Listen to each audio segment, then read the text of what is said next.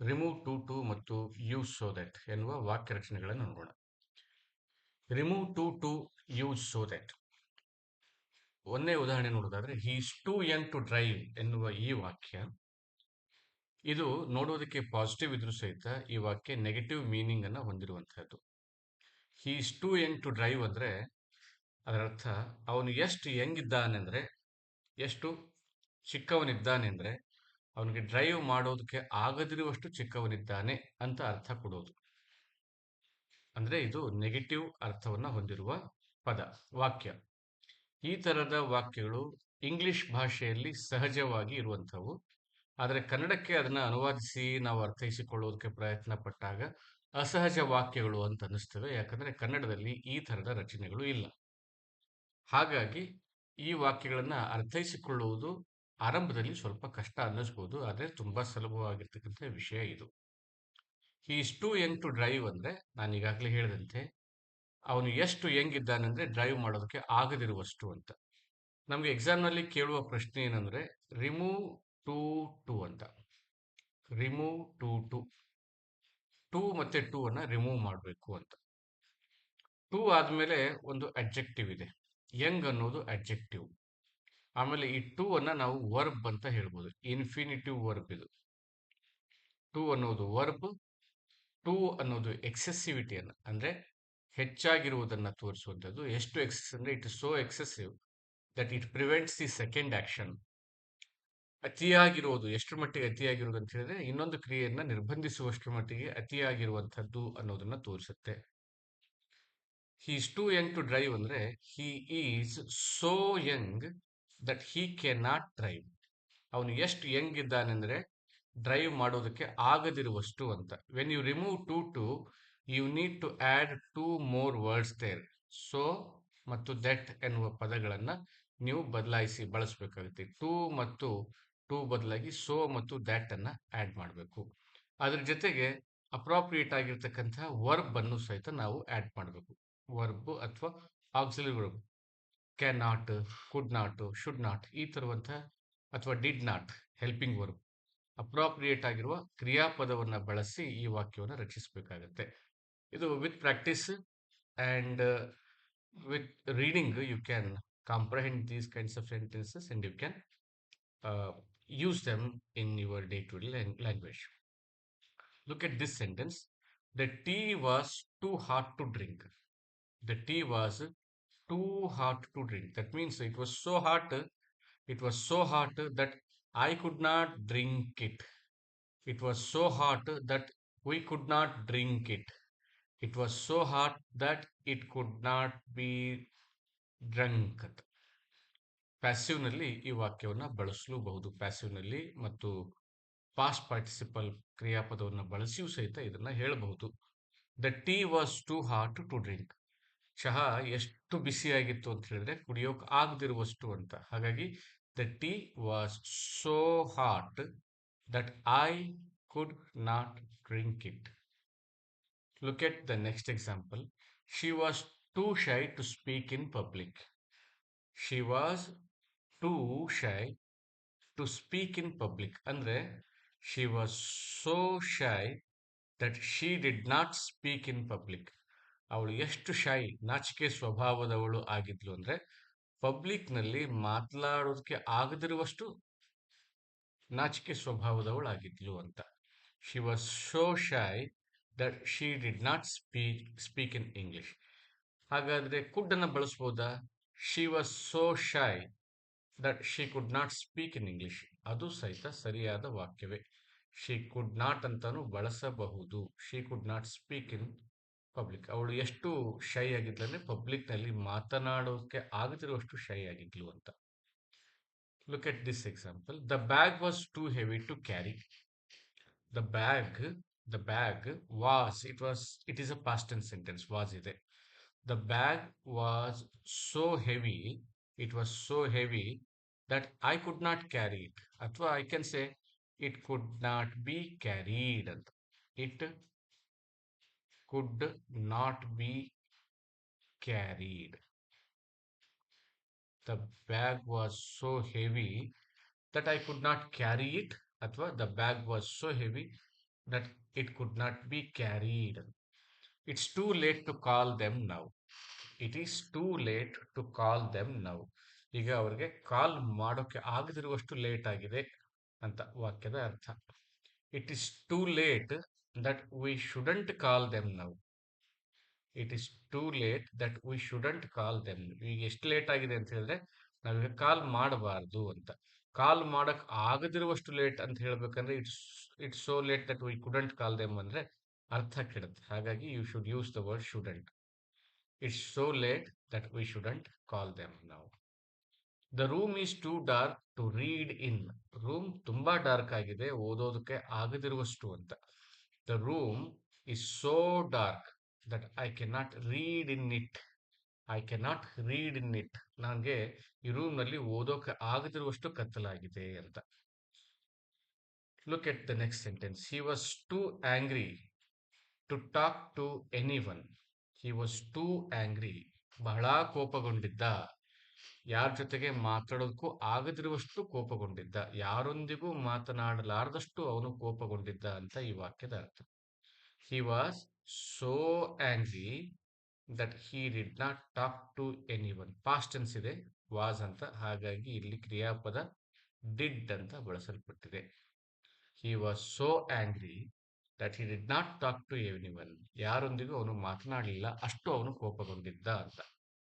The hill was too steep to climb. Steep ಅಂತ ಹೇಳಿದ್ರೆ ಕಡಿದಾದದ್ದು ಅಂತ, ಎತ್ತರ ಕಡಿದಾದದ್ದು ಅಂತ. ಹಿಲ್ ಅಂದ್ರೆ ನಿಮ್ಗೆ ಗೊತ್ತಿದೆ, ಬೆಟ್ಟ, ಗುಡ್ಡ. The hill was so steep that we could not climb it. ಎಷ್ಟು ಸ್ಟೀಪ್ ಆಗಿತ್ತು ಅಂದ್ರೆ ನಮಗೆ ಏರೋದಕ್ಕೆ ಆಗದಷ್ಟು ಕಡಿದಾಗಿತ್ತು ಹಿಲ್ ಅಂತ. The hill was so steep that we could not climb it.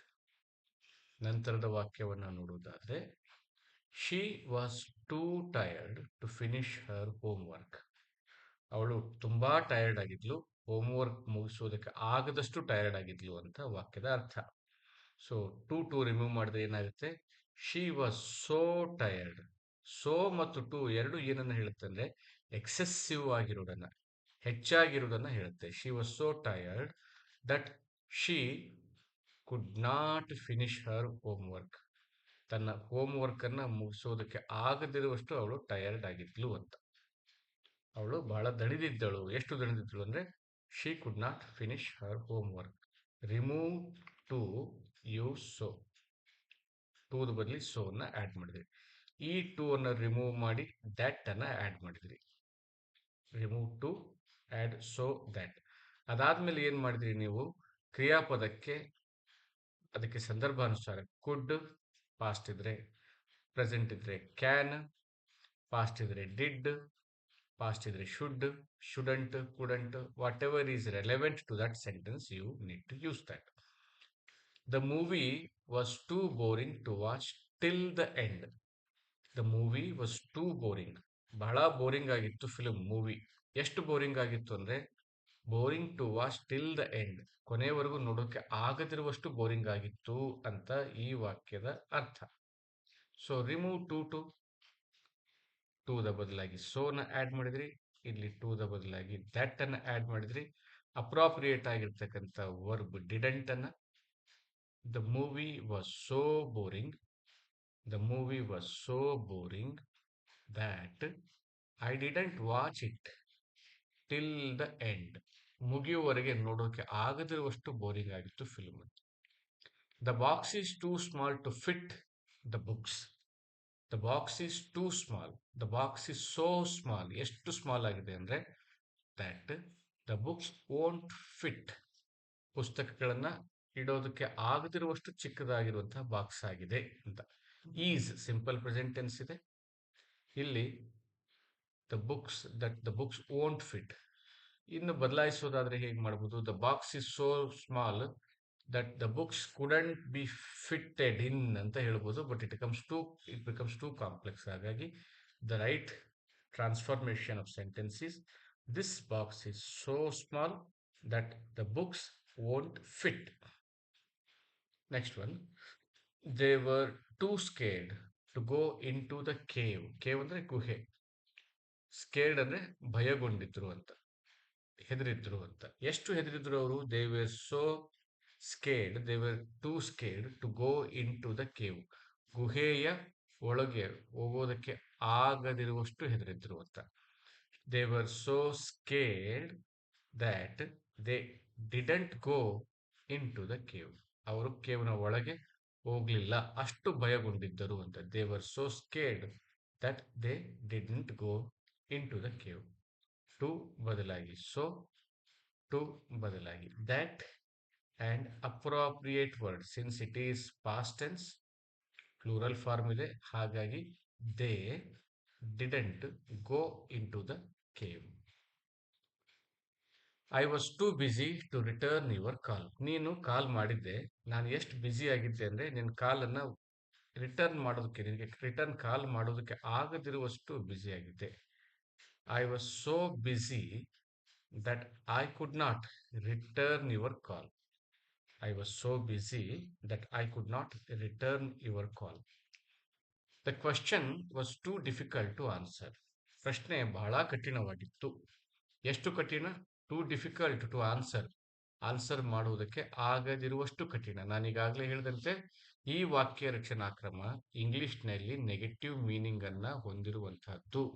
ಇದನ್ನ ಕನ್ನಡಕ್ಕೆ ಅನುವಾದಿಸಿದರೆ ಅದು ಅಸಹಜ ವಾಕ್ಯ ಅಂತ ಅನ್ನಿಸುತ್ತೆ. ಹಾಗಾಗಿ ಎಲ್ಲವನ್ನ ಕನ್ನಡಕ್ಕೆ ಅನುವಾದಿಸಿ ಕಲಿಬೇಕು ಅಂತ ಇಲ್ಲ. ನೀವು ಇಲ್ಲಿ ಸೆಂಟೆನ್ಸ್ ಸ್ಟ್ರಕ್ಚರ್ ಅನ್ನ ಅರ್ಥ ಮಾಡಿಕೊಳ್ಬೇಕು. The question was too difficult to answer. The question was so difficult that I could not answer it. ಪ್ರಶ್ನೆ ಎಷ್ಟು ಡಿಫಿಕಲ್ಟ್ ಆಗಿತ್ತು ಅಂದರೆ ಆನ್ಸರ್ ಮಾಡೋದಕ್ಕೆ ಆಗದಿರುವಷ್ಟು. The question was so difficult that it could not be answered. ಹೀಗೂ ಹೇಳಿದ್ರು ಈ ವಾಕ್ಯ ಸರಿಯಾಗತ್ತೆ. The question was so difficult that it could not be answered. ಪ್ರಶ್ನೆ ಉತ್ತರಿಸೋದಕ್ಕೆ ಆಗದಿರುವಷ್ಟು ಕಠಿಣವಾಗಿತ್ತು ಅಂತ. Then he ran too fast to catch. ಅವನು ಎಷ್ಟು ವೇಗವಾಗಿ ಓಡಿದನೆಂದ್ರೆ ಹಿಡಿಯೋದಕ್ಕೆ ಆಗದಿರುವಷ್ಟು ವೇಗವಾಗಿ ಓಡಿದ ಅಂತ. He ran so fast that I couldn't catch him. ಆ ಎಲ್ಲಿಂದ ಬಂತು? ಇದನ್ನು ಬಳಸಬಹುದು. ಇದನ್ನು ಬಿಟ್ಟು ಬೇರೆ ತರ ಹೇಳೋದಾದ್ರೆ he ran so fast that he couldn't be caught. C-A-U-G-H-T. Catch, caught. So ಈ ತರದ ವಾಕ್ಯ ರಚನೆಗಳಲ್ಲಿ ನಾವು past participle form of verb ಅನ್ನ ಅಂದ್ರೆ ಥರ್ಡ್ ಫಾರ್ಮ್ ಆಫ್ ವರ್ಬ್ ಅನ್ನ ಬಳಸಬೇಕಾಗತ್ತೆ. He ran too fast to catch. He ran so fast that I couldn't catch him. He ran so fast that he couldn't be caught. ಈ ತರ 2-3 ರೀತಿಯಲ್ಲಿ ವಾಕ್ಯಗಳನ್ನ ಬದಲಾಯಿಸಬಹುದು. Examination ಅಲ್ಲಿ ಸ್ವಲ್ಪ easy ಆಗಿರ್ತಕ್ಕಂಥ ಪ್ರಶ್ನೆಗಳು ಬರ್ತವೆ ಅಂತ ನಾವು ನಿರೀಕ್ಷೆ ಮಾಡಬಹುದು. ಆದ್ರೂ ಸಹಿತ ನೀವು ಎಲ್ಲ ತರಹದ ಪ್ರಶ್ನೆಗಳಿಗೆ ಸಿದ್ಧತೆಯನ್ನ ಮಾಡಿಕೊಂಡಿರಬೇಕಾಗಿರುತ್ತೆ. Thank you for listening.